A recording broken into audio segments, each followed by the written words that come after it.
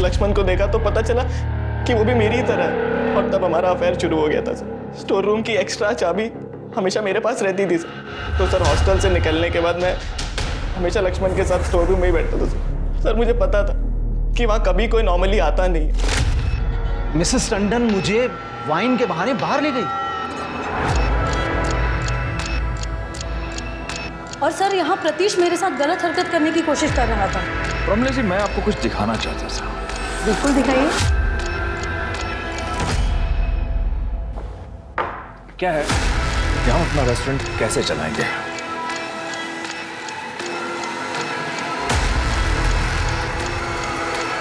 ये क्या कर रहे हैं आप? ये क्या बदतमीजी है? हेलो, रूही, माँ की हालत बहुत खराब है। कुछ मेडिसिन और इंजेक्शन चाहिए, 10,000 के आएंगे। पता नहीं कहाँ से लाऊंगा मैं इतने पैसे। अब मैं हूं ना, मैं आ रही हूँ।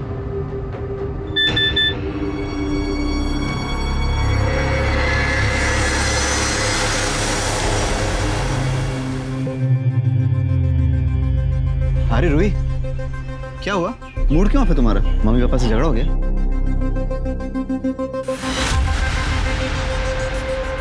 ये क्या है?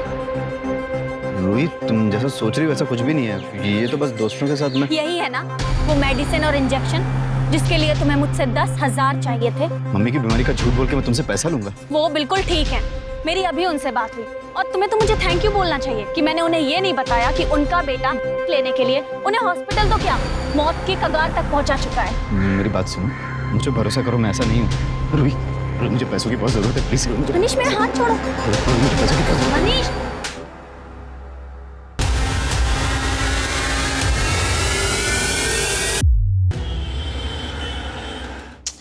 सिद्धार्थ, ये गलत फॉर्मूला है। अगर एग्जाम में तुम ये अप्लाई करोगे ना तो नंबर की जगह अंडा मिलेगा। विनी, जाओ मुंह धोकर आओ। क्लास स्टार्ट हुई नहीं कि तुम्हें नींद आने लगी। अरे रूही दीदी, ये आपका फेवरेट सब्जेक्ट है, विनी का नहीं। और वैसे भी क्लास स्टार्ट होके आधा घंटा हो चुका है और आपको पता भी नहीं चला। Okay, I know. तुम सब लोगों को ब्रेक चाहिए ना, इसीलिए सब लोग एक ही सुर में बात कर रहे हो। ठीक है, 15 मिनट का ब्रेक लेते हैं। तब तक मैं भी एक कॉफी पी लेती हूँ। 15 मिनट बाद मिलते हैं।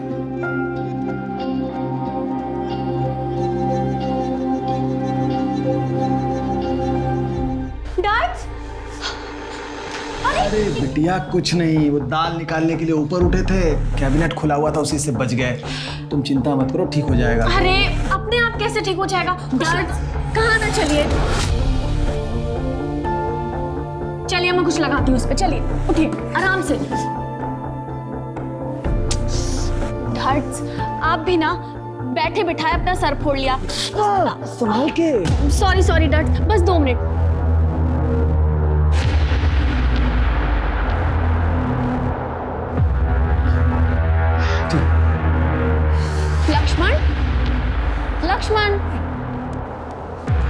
लक्ष्मण, छुपने से कोई फायदा नहीं है, मैंने देख लिया है तुम्हें। आओ लक्ष्मण। क्लास क्यों नहीं आया आज तुम? वो मेहमान आने वाले हैं तो मालकिन ने पूरा घर साफ करवाया, वहीं देर हो गई। कोई बात नहीं, लेकिन होमवर्क तो किया है ना? हाँ, पर जल्दी जल्दी में किया है। ठीक से किया है कि नहीं वो भी नहीं पता, इसीलिए छुप रहा था। अरे बुद्धू, लाओ मुझे 2 कॉपी, मैं देख के बता देती हूँ होमवर्क सही किया या नहीं किया। कल का होमवर्क भी तो देना है तुम्हें। रूही बिटिया, ये आपकी coffee. Thank you dad. Lakshman, जब तक बिटिया तुम्हारी कॉपी चेक कर रही है ना, तुम यहाँ बैठ के सब्जी काटने में हमारा हाथ बटाओगे। ठीक है श्याम भाई। लक्ष्मण, ये तुम्हारा इनाम, क्योंकि तुमने जल्दी जल्दी में भी बिल्कुल सही होमवर्क किया है। थैंक यू दीदी। हेलो डैड, मैं बाहर जा रही हूँ, थोड़ी देर में आ जाऊंगी। ठीक है। अरे सुनो, कहाँ जा रही हो बता के तो जाओ। तुम्हारे मम्मी पापा का फोन आ गया और पूछेंगे कहाँ गई है, तो मैं क्या बताऊंगा? प्लीज डैड, आपको लगता है वो पूछेंगे, और वो भी काम के बीच में से फोन करके पूछेंगे? बिजनेस में लॉस नहीं हो जाएगा उनका। आती हूँ।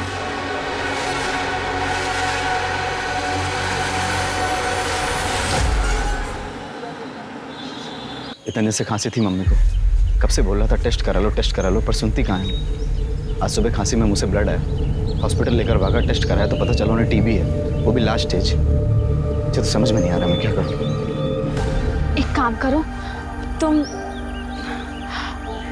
ये रखो और टेंशन मत लो, सब ठीक हो जाएगा। थैंक यू रूही, पर इतने से कुछ नहीं होने वाला, लंबी ट्रीटमेंट चलेगी। अभी ये रखो, फिर हम देखते हैं, मैं कुछ अरेंज कर लूंगी। अभी तुम आंटी के पास जाओ और उनका ख्याल रखो, अपना भी। ठीक है। और सुनो, ये तुम्हारी आंखें इतनी रेड रेड सी क्यों लग रही हैं? तुम ठीक तो हो ना? हाँ, वो रात भर सोया नहीं ना, हॉस्पिटल में था तो थक गया हूँ। मैं चलता हूँ, मुझे लेट हो रहा है हॉस्पिटल के लिए। ठीक है ना?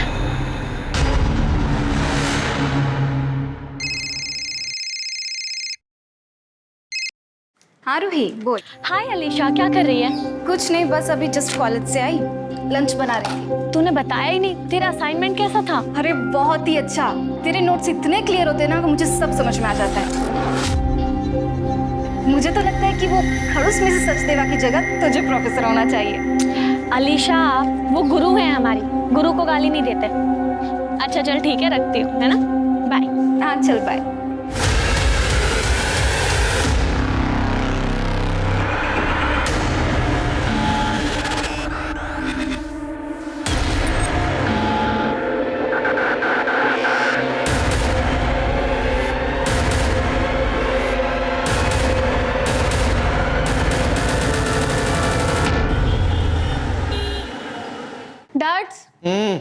डैड्स, मॉम डैड का कॉल आया, बताया उन्होंने वो कब तक आएंगे। अरे बिटिया, बार बार एक ही बात पूछने से बात बदल थोड़ी ही जाएगी हैं? आ जाएंगे जब उनको आना होगा।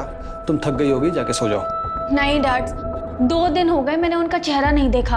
आज तो मैं तभी सोऊंगी जब वो आ जाएंगे, तब तक हॉल में बैठ के टीवी देखती हूँ।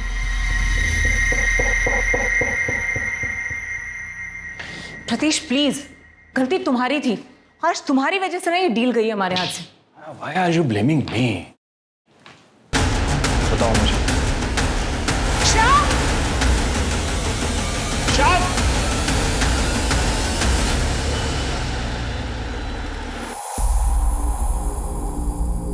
मम्मा, मुझे आपसे कुछ जरूरी बात करनी है। नॉट राइट नाउ रूही, मैं ऑलरेडी लेट हूँ, शाम को बात करते हैं। प्रतीश जल्दी करो, क्लाइंट वेट कर रहा होगा। मैडम, वो डिनर में क्या बनाना है? रूही बता देगी और हम लोग बाहर से खाना खाकर आएंगे। Roohi, your pocket. Enjoy. पर डैड वो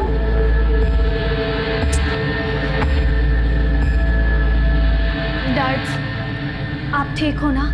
कल रात को जो कुछ भी हुआ उस बात से आप बहुत परेशान होगे ना? नहीं बेटा।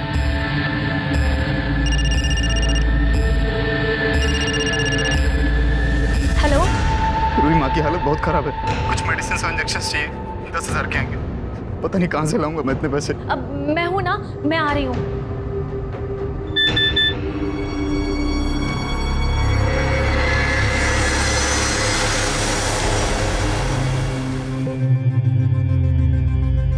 अरे रूही, क्या हुआ? मूड क्यों ऑफ है तुम्हारा? मम्मी पापा से झगड़ा हो गया?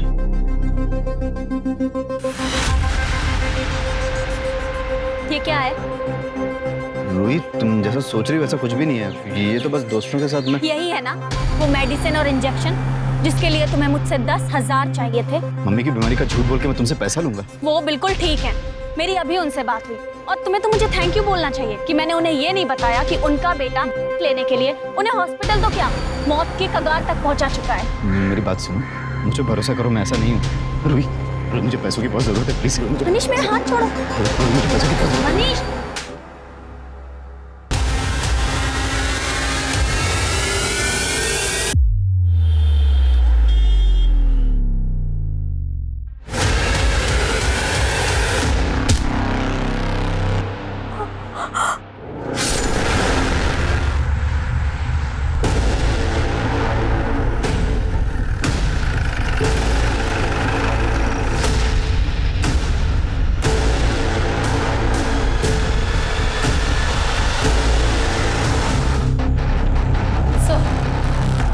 बोलो।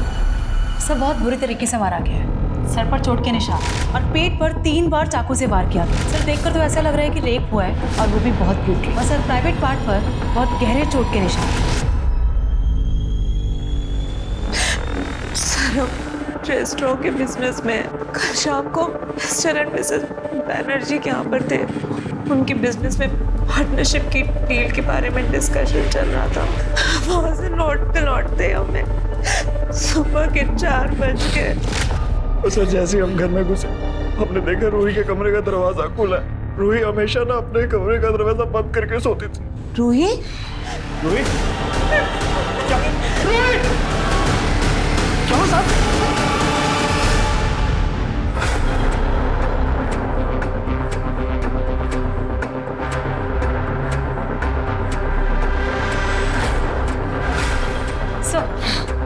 सर किचन में फोन पड़ा मिला। इसे पहचानते हैं? नहीं सर, हम में से किसी का नहीं है। ये देखिए, ये कहाँ मिला? इस सर्वेंट के रूम में। ये मारा। और ये सर क्या मारा?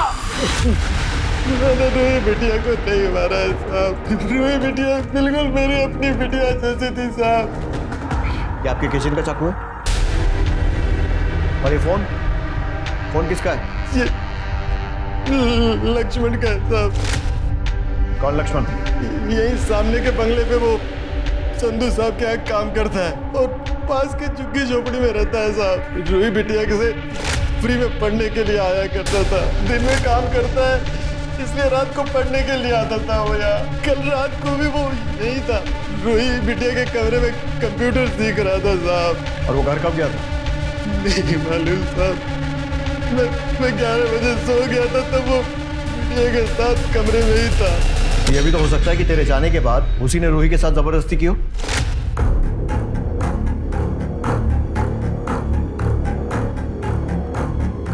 लक्ष्मण ये क्या कर रहे हो तुम? लक्ष्मण मैंने कहा छोड़ो। अब आप कह रहे हैं तो साहब, लेकिन लक्ष्मण ऐसा लड़का नहीं है साहब। ऐसा लड़का नहीं है तो कैसा लड़का है? हाँ, और अगर उसने नहीं किया तो तूने किया होगा, क्योंकि मिस्टर और मिसेस टंडन के आने तक तुम दोनों रूही के साथ थे। मेरी बिटिया की तरह थी साहब, मैंने उसे नहीं मारा। इसके फिंगरप्रिंट्स लो और चाकू से मैच करने के लिए फोरेंसिक भिजवाओ। उस लक्ष्मण को उठाओ और इसको मर्डर के सस्पेशन में अंदर करो।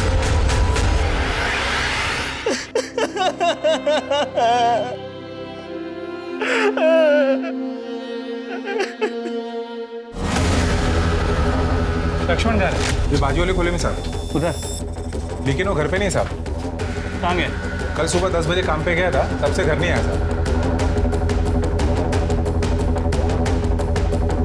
क्या काम करते हैं? हाँ मैडम, लक्ष्मण कल काम पे आया था पर वो काम खत्म करके रात 9 बजे मिस्टर टंडन के यहाँ चला गया। मिश्रा, पक्की बात है कि लक्ष्मण गायब नहीं हुआ है, फरार हो गया। मिश्रा, इसके नाम को बोलो जारी करो। जी सर, लेकिन सर आस पड़ोस से पता चला है कि ये लक्ष्मण बहुत ही कम बोलने वाला सीधा साधा मेहनती लड़का था। मिश्रा, चुप रहना और मेहनती होना इनोसेंट होने की निशानी नहीं है। अपने करियर में बहुत सारे क्रिमिनल देखे हैं मैंने, जो दिखते सीधे हैं लेकिन होते बहुत टेढ़े हैं। रूही के लैपटॉप में मोबाइल से कुछ मिला? सर रूही के लैपटॉप से पता चला कि वो बच्चों को ऑनलाइन ट्यूशन देती थी। तो जितने पैसों की ट्रांजैक्शन उसके बैंक अकाउंट से होती, लगता नहीं कि वो सिर्फ ट्यूशन फीस थी। मतलब? सर रूही के पेरेंट्स उसे अच्छी खासी पॉकेट मनी देते थे। उनके बैंक में अच्छी खासी रकम भी शो हो रही है और फोन में पैसे क्रेडिट होने के मैसेजेस भी मिले। सर एक दिन में 20-20 हज़ार रुपये निकाले गए और कैश में अच्छी खासी रकम भी निकाली गई। हर दूसरे दिन इतने पैसे क्यों निकाल रही है? पार्टी वार्टी करने के लिए? इसका चक्कर तो नहीं? सर रूही को नहीं, लेकिन मैसेजेस से पता चला कि उसके बॉयफ्रेंड मनीष किलर पैसों की कमी है या माँ हॉस्पिटल में है, ऐसे झूठ बोल के रूही से पैसे लिया करता है। जब रूही को इस बारे में पता चला उसने ब्रेक ऑफ कर लिया और उसे पैसे देने भी बंद कर दिए। लेकिन सर मनीष फिर भी रूही से पैसे ऐंठने की पूरी कोशिश करता था। और ये सारी इन्फॉर्मेशन होने के बावजूद मनीष अब तक पूछताछ के लिए हमारे लॉकअप में क्यों नहीं है? सर एक्चुअली जिस रात रूही का मर्डर हुआ उसी रात मनीष के ओवरडोज के लिए हॉस्पिटल में एडमिट किया गया। उसके कॉल रिकॉर्ड से मोबाइल लोकेशन मंगा ली।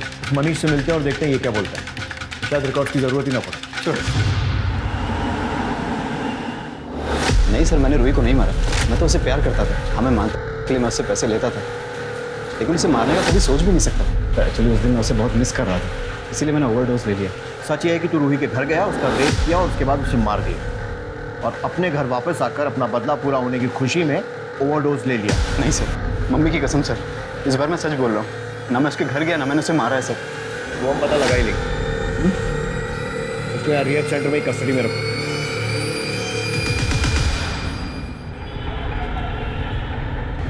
मतलब रूही शायद अनजाने में मनीष की ड्रग्स की आदत को सपोर्ट कर रही थी, या फिर शायद उसे भी ड्रग्स की लत थी। सर पूछताछ तो ऐसा कुछ समझ में नहीं आया। रूही के फ्रेंड्स, प्रोफेसर या रिलेटिव्स, उनका यही कहना है कि बहुत ही अच्छी लड़की थी। उसका इंटरेस्ट सिर्फ पढ़ाई और सोशल सर्विस में था। जी सर, और पोस्टमार्टम रिपोर्ट से भी यही कंफर्म हुआ है कि रूही नहीं लेती। और ये भी पता चला कि उसके साथ रेप नहीं हुआ था, जैसे हमें क्राइम सीन पे लगा, क्योंकि उसके प्राइवेट पार्ट्स को डिस्ट्रॉय किया गया। सर उसके बॉडी पे, कपड़ों पे, बेडशीट पे कहीं भी कोई सीमेंट ट्रेसेस या कोई लुब्रिकेंट के सैंपल्स नहीं मिले। सर उसकी मौत 10 फरवरी की रात 11 से 2 के बीच हुई और मौत की वजह चाकू से वार। सर, टंडन फैमिली के पड़ोसी संदीप जैन आपसे मिलना चाहते हैं। सर मैं टंडन फैमिली के पास वाले घर में रहता हूँ। लास्ट वीक जब मैं देर रात तक कुछ काम कर रहा था तो टंडन के यहाँ से मुझे अचानक चीखने चिल्लाने की आवाज़ सुनाई दी। तो मैंने सुना कि मिस्टर और मिसेस टंडन अपने सर्वेंट शाम के ऊपर चिल्ला रहे थे कि वो रूही के साथ कुछ गंदी हरकतें करने की कोशिश कर रहा था जो वो सो रही थी। जैन साहब आप, अरे क्या हुआ टंडन साहब, आपके घर से इतना शोर आ रहा है? सब ठीक है ना? जी वो संदीप जी, जी बिल्कुल ठीक है। आई एम सो सॉरी आपको इतनी रात को डिस्टर्ब हुआ। आप जाइए, आराम से सो जाइए, अभी कोई आवाज़ नहीं आएगी आपको।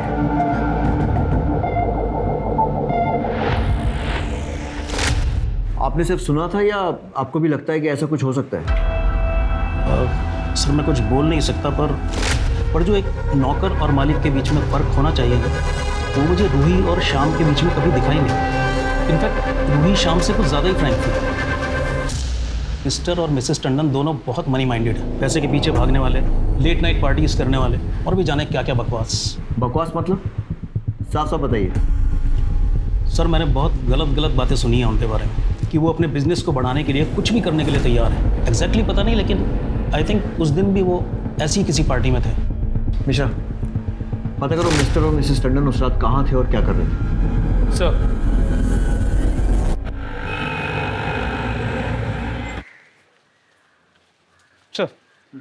सर जिस रात रूही का मर्डर हुआ उस रात mister and Mrs Tandon Pramila और प्रकाश बैनर्जी के घर पे और वहाँ वाइफ स्वैपिंग जैसे कुछ होने वाला था।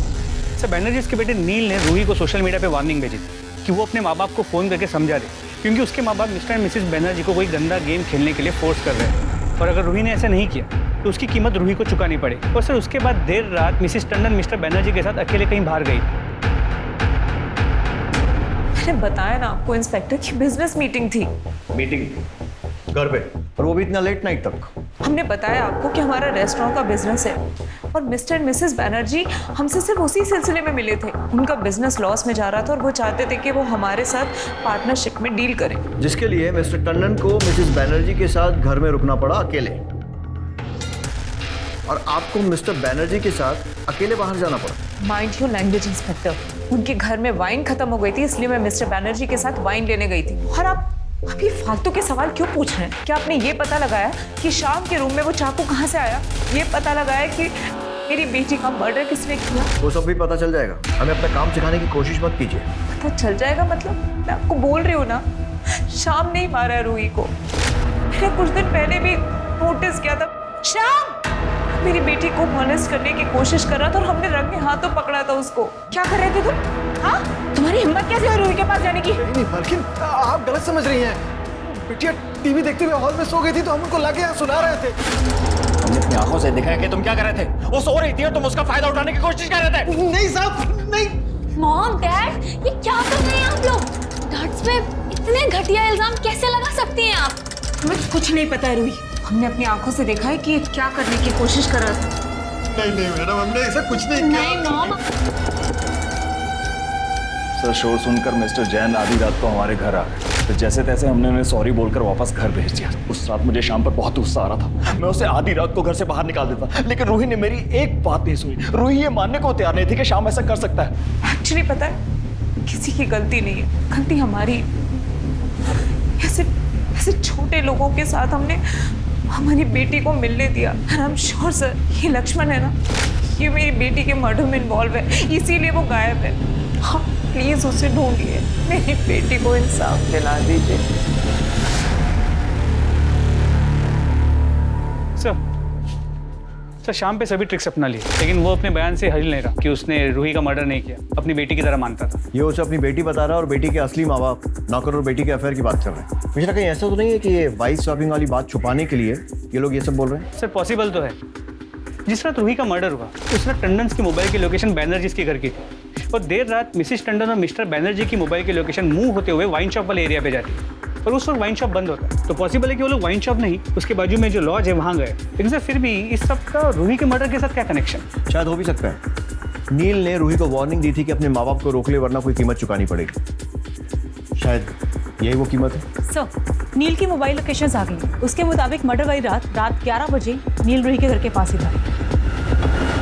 तूने रूही को वार्निंग दी थी ना कि अपने माँ बाप को रोक ले, नहीं तो उन्हें कीमत चुकानी पड़ेगी। उसने ऐसा नहीं किया और तूने उसका मर्डर कर दिया। नहीं सर, आप क्या बात कर रहे हो? मैंने उसको मैसेज जरूर किया था पर उसका मर्डर नहीं किया।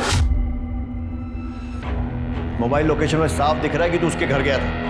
अब अगर मारने नहीं गया था तो फिर और क्यों गया था? सर मैं वहाँ पे उसे सिर्फ बात करने गया था और मैं जैसे ही उसके घर पे पहुंचा मुझे मॉम का फोन है और मुझे मॉम ने बोला कि बेटा तू जैसा समझ रहा है वैसा कुछ भी नहीं है। मैं वहाँ से चुपचाप अपने घर आ गया था सर। जैसा ये सोच रहा है वैसा नहीं था, तो फिर कैसा था? सर हमारा रेस्टोरेंट का बिजनेस लॉस में चल रहा था और जब बिजनेस बढ़ाने के लिए मिस्टर एंड मिसेस टंडन ने हमें पार्टनरशिप का प्रपोजल दिया, हम लोगों ने इंटरेस्ट लिया, लेकिन बाद में वो हमारा माइंड वॉश करने लग गए वाइफ स्वैपिंग के लिए। और फिर सर उसके बाद तो लिटरली उन्होंने हमें मनाना शुरू कर दिया वाइफ्स की अदला बदली के लिए। और एक दिन तो हद होगी जब मिसेस टंडन मुझे वाइन के बहाने बाहर ले गई। और सर यहाँ प्रतीश मेरे साथ गलत हरकत करने की कोशिश कर रहा था। प्रमले जी मैं आपको कुछ दिखाना चाहता था। बिल्कुल दिखाइए। क्या है कि हम अपना रेस्टोरेंट कैसे चलाएंगे?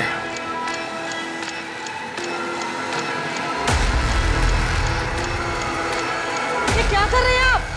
ये क्या बदतमीजी है? और जब मैंने उन्हें कहा कि अगर वो इस तरह से रेस्टोरेंट चलाना चाहते हैं तो हम अपना रेस्टोरेंट बंद रखना ज्यादा पसंद करेंगे, और जब हमने उनकी शर्तें नहीं मानी तो वो दोनों अपना मूड खराब करके तकरीबन सुबह 4 बजे तक हमारे घर से चले गए।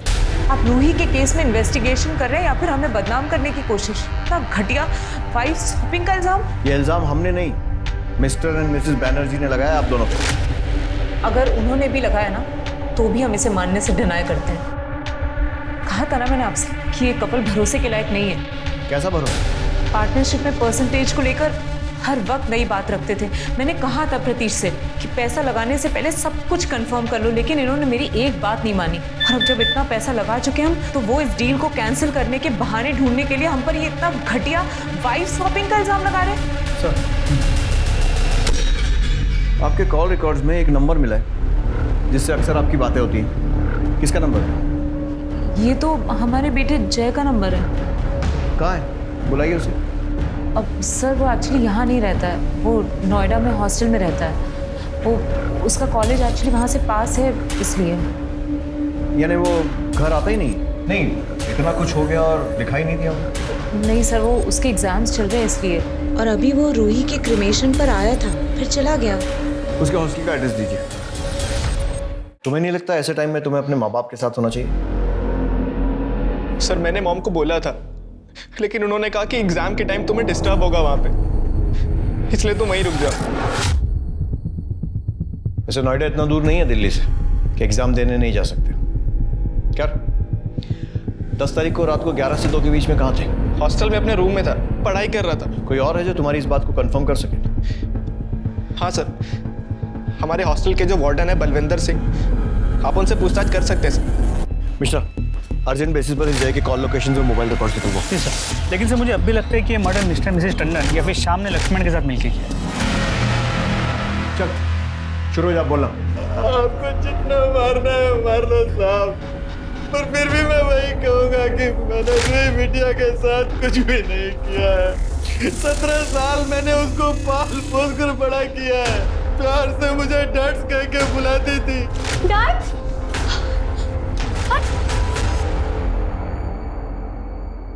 तो सर पर बहुत गहरी चोट का निशान है और पेट में कई बार चाकू से वार किया गया। पहचानते हैं इसे? हाँ सर, ये लक्ष्मण है, लेकिन हमें नहीं पता इसकी बॉडी यहाँ पर कैसे है। रेस्टोरेंट का या घर का कुछ एक्स्ट्रा सामान होता है उसको रखने के लिए हार्डली यूज करते हैं। और शायद इस बार लक्ष्मण की बॉडी रखने के लिए यूज कर लिया। सर अगर हमने लक्ष्मण की बॉडी यहाँ रखी होती तो खुद आपको सामने से फोन करके क्यों बताते? ठीक इसीलिए, ताकि हम ये सोचें कि आपने अगर बॉडी रखी है तो आप क्यों फोन कर रहे हैं। बहुत पुरानी ट्रिक है, हम बहुत सारे केसेस में और आप लोग बहुत सारी फिल्मों में देख चुके होंगे। आप जैसा सोच रहे हैं सर ऐसा बिल्कुल नहीं है, हमने कुछ नहीं किया। ऐसे लोगों को तो मैं अपने घर में भी घुसने नहीं देता। ये रूही थी जो सबको सर पे चढ़ा रखा था, ये शाम, ये लक्ष्मण। बॉडी को पोस्टमार्टम के लिए भेजो और पूरे रूम की अच्छे से तलाशी लो, देखो कोई एविडेंस मिलता है। मिस कर रही थी ना, सच बोल, कर रही थी ना, कर रही थी ना मिस। हट जा मेरे रास्ते से तुम दोनों।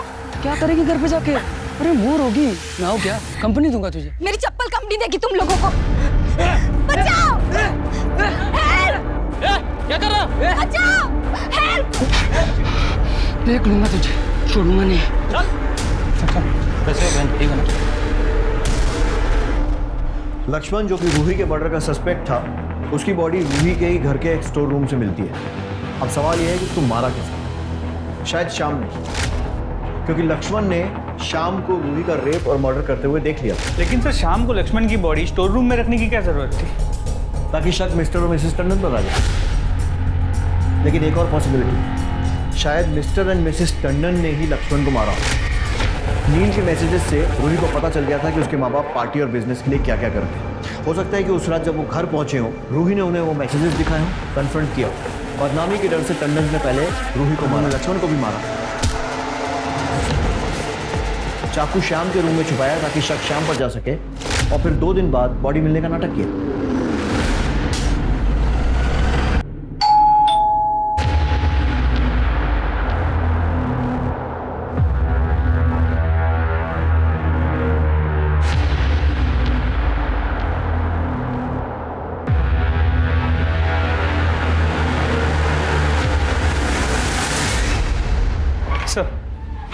सर मनीष ने हमसे झूठ कहा था। जिस रात रूही का मर्डर हुआ उस रात मनीष के मोबाइल की लोकेशन रात 11 से 11:30 के बीच रूही के घर के पास की थी। मनीष मैं कह रही हूँ चले जाओ यहाँ से, वरना मैं बस एक आखिरी बार 10,000 रुपए दे दो प्लीज। मनीष मैंने तुमसे कहा ना तुम चले जाओ, वरना मैं शोर मचा दूंगी, समझे तुम?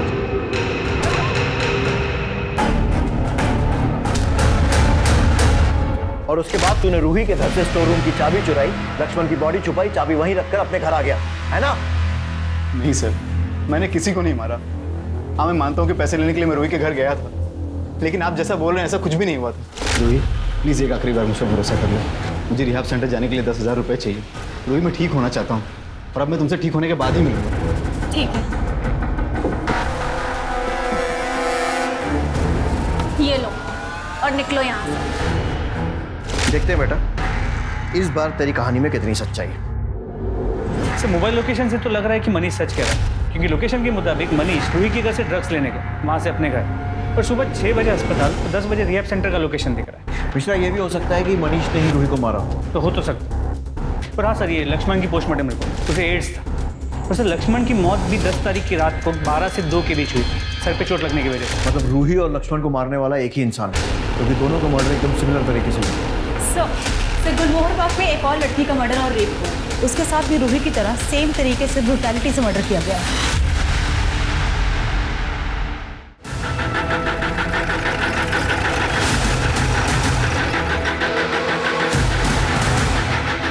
चेक करो।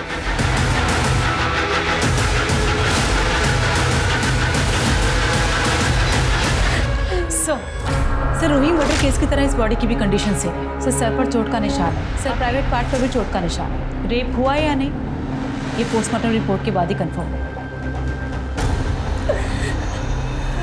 शीतल जी आपकी हालत समझते हैं, लेकिन हमें भी ड्यूटी करनी पड़ेगी। सर अलीशा 1:30 बजे कॉलेज से घर आती है और मैं ऑफिस से 5:30 बजे। अलीशा घर में अकेली ही रहती है और आज मैं घर आई तो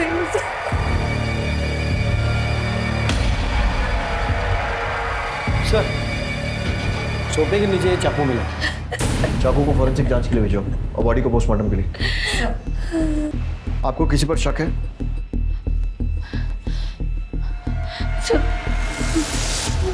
वो लड़के अलीशा ने मुझसे कहा था कि जब भी वो कॉलेज से आती थी तो वो लड़के उसका रास्ता रोकते थे। मिस कर रही थी ना? सच बोल, कर रही थी ना? कर रही थी ना मिस? हट जा मेरे रास्ते से तुम दोनों। आप पहचान सकती हैं उन लड़कों को? आपने पुलिस में कंप्लेंट क्यों नहीं की थी? मैंने उन लोगों को वार्निंग दी थी, पर मैंने पुलिस में कंप्लेंट नहीं की। मैंने सोचा वो छोटे बच्चे हैं, उनका फ्यूचर खराब हो जाएगा। मुझे क्या पता था कि ये सब हो जाएगा। इन सब लड़कों की डिटेल्स लो और उठा सालों को। सर, हम लोग तो सिर्फ मजाक कर रहे थे उसके साथ। मैं सच कह रहा हूँ, हमने नहीं मारा अलीशा को सर। सर, आपको कोई गलतफहमी हुई है। हमारे बच्चे ऐसे नहीं है सर। गलतफहमी मुझे नहीं, आपको हो रही है। आपके बच्चे इतने दिन से एक लड़की को छेड़ रहे थे, आपको पता भी नहीं है। उसी लड़की का मर्डर हुआ है और रेप भी हुआ था। अब 2+2 कुछ समझ में आ रहा है या अभी भी इनकी सफाई देनी है? और तू आखिरी मौका है सच बोलने का, बोल दे, क्योंकि अगर मैंने सच उगलवाना शुरू किया ना तो तेरा बाप क्या, भगवान भी नहीं बचा पाएंगे तुझको। बोल। सर, वो अलीशा मुझे बहुत अच्छी लगती थी और ये बात इसे पता थी, इसलिए ये उसे जानबूझकर चिढ़ाया करता था। लेकिन मैं सच कह रहा हूँ, मैंने कभी उसे कुछ नहीं कहा। ये बात सही है कि मुझे पता था दिन भर वो अकेली रहती है रूम में, इसलिए मैं जाता था और उसे चुपके देखता था सर। और कल उसने तुझे देख लिया, तुझे धमकी दी, तुझे गुस्सा आया, तूने उसका रेप किया और मर्डर कर दिया, है ना? नहीं सर, मैंने नहीं मारा अलीशा को, और कल तो मैं उसके घर की तरफ गया ही नहीं। इनको बाहर लेकर चलो, इनकी स्टोरी क्रॉस चेक करो। चलो चल बेटा। अरे आप जबरदस्ती मार। इनकी सफाई देने के बजाय अगर टाइम पर इन्हें संस्कार दिए होते ना तो ये नौबत नहीं आती। सर, हमने कॉलेज के स्टाफ और वहाँ के सीसीटीवी फुटेज से कंफर्म किया, अर्जुन और उसका दोस्त सच कह रहे हैं। शाम 5 बजे तक वो लोग कॉलेज में ही थे। सर, अलीशा के घर के पास का सीसीटीवी फुटेज मिल गया। सर, इसने जानबूझकर फेस पर कपड़ा और सर पर कैप पहनी हुई है। सर, किसी भी तरीके से इसका चेहरा पहचानना इम्पॉसिबल है। एक मिनट, रिवाइंड कर, प्ले, पॉज, जूम करो। शूज पे ये शूज मैंने पिछले 4-5 दिनों में कहीं देखे हैं, कहीं पर रखे हुए देखे हैं या फिर किसी ने पहने हुए थे। मिश्रा, याद रखो, रूही और अलीशा के मर्डर के जितने भी सस्पेक्ट्स हैं उनके घरों की फिर से तलाशी लेनी होगी, लेकिन याद रहे कि उन्हें पता नहीं लगना चाहिए कि हम ढूंढ क्या रहे हैं।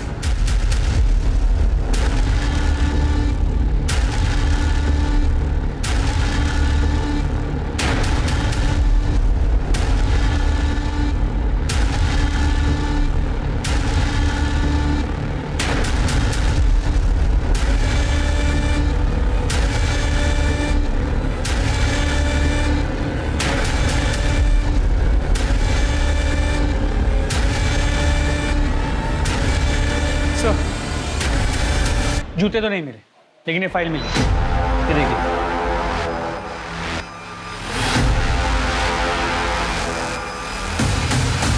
तेरे मोबाइल रिकॉर्ड से साफ है कि जब रूही का मर्डर हुआ था तेरी लोकेशन घर पे थी, और जब अलीशा का मर्डर हुआ तो तेरी लोकेशन उसके घर पे थी। बाकी सीसीटीवी फुटेज तो तुझे दिखाई दिया है। चल अब शुरू हो जा, पता क्यों किया ये सब? हाँ, मुझे प्राइवेट पार्ट में इन्फेक्शन था।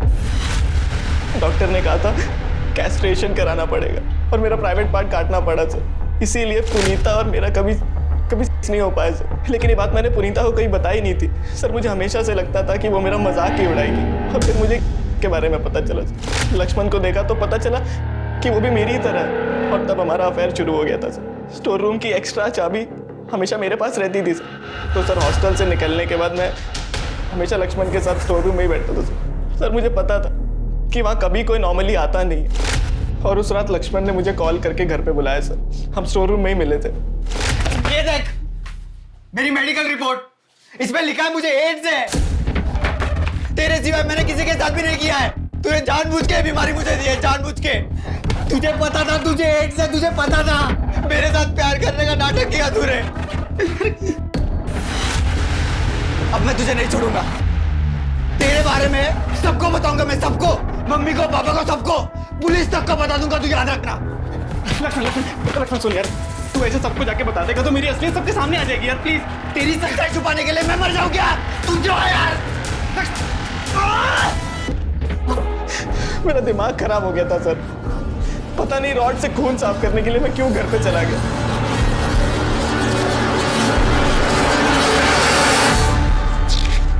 जय, तुम इतनी रात को? और ये तुम्हारी मेडिकल रिपोर्ट्स मुझे मॉम डैड के कमरे में मिली। इसमें लिखा है कि तुम्हारे प्राइवेट पार्ट्स में इन्फेक्शन था, इसीलिए तुम्हारा क्रस्टेशन कराना पड़ा। शायद इसीलिए पुनीता ने तुमसे ब्रेकअप कर लिया। हाँ, काटना पड़ा मुझे। नामर्द हूं ना मैं, यही कहना चाहती हो ना तुम? हाँ, मैं पुनीता के साथ कुछ नहीं कर पाया। नहीं भैया, तो बस आपसे ये कहना चाह रही हूँ कि शायद पुनीता को अगर हम पहले बता देते इस बारे में तो शायद वो इस सिचुएशन को समझ पाती। मुझे ऐसा लगता है कि मुझे उसे बता देना चाहिए। रूही, कहा था ना फेक सिंपैथी नहीं चाहिए, मतलब नहीं चाहिए। तो फिर रूही को मार के मैं चाकू लेके स्टोर रूम में गया था। वहाँ लक्ष्मण को स्टैब करने के बाद मैं वो चाकू लेकर के श्याम के रूम में रखाया था ताकि सारा का सारा शक श्याम पर जाए। हॉस्टल के रास्ते में मैंने रॉड फेंक दी और अपने रूम में मेडिकल रिपोर्ट छुपा दी थी सर। और अलीशा, उसको क्यों मारा? आपकी इन्वेस्टिगेशंस को डाइवर्ट करने के लिए सर। सर, मैंने न्यूज़ में सुना था कि रूही के केस में मॉम डैड को सस्पेक्ट किया जा रहा है। सर, सिर्फ मॉम डैड है जो मुझे अच्छे से समझते हैं। सर, मुझे लगा वो फंस जाएंगे, मैं उन्हें खोना नहीं चाहता था सर। मुझे पता था अलीशा दोपहर में अकेले घर पे रहती है, इसीलिए मैं जानबूझकर मुंह छुपा कर गया था ताकि कोई पहचान ना सके।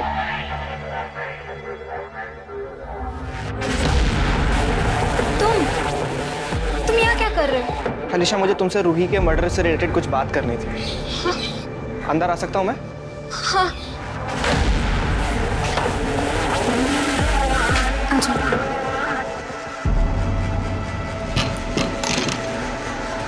हाँ, क्या बोल रहे थे? अलीशा, मुझे पता है रूही का मर्डर किसने किया है। किसने किया है? मैंने। हाँ? सर, मैंने जानबूझकर अलीशा को रूही की तरह मारा था ताकि इन्वेस्टिगेशन में ऐसा लगे कि किसी सीरियल किलर का काम है। और इसके बाद भी अगर मेरे मॉम डैड को सस्पेक्ट रखा जाता तो मैं किसी तीसरी लड़की को भी मार देता सर, लेकिन मेरे पास कोई और ऑप्शन नहीं था सर। रूही से बात करने का ऑप्शन था तेरे पास।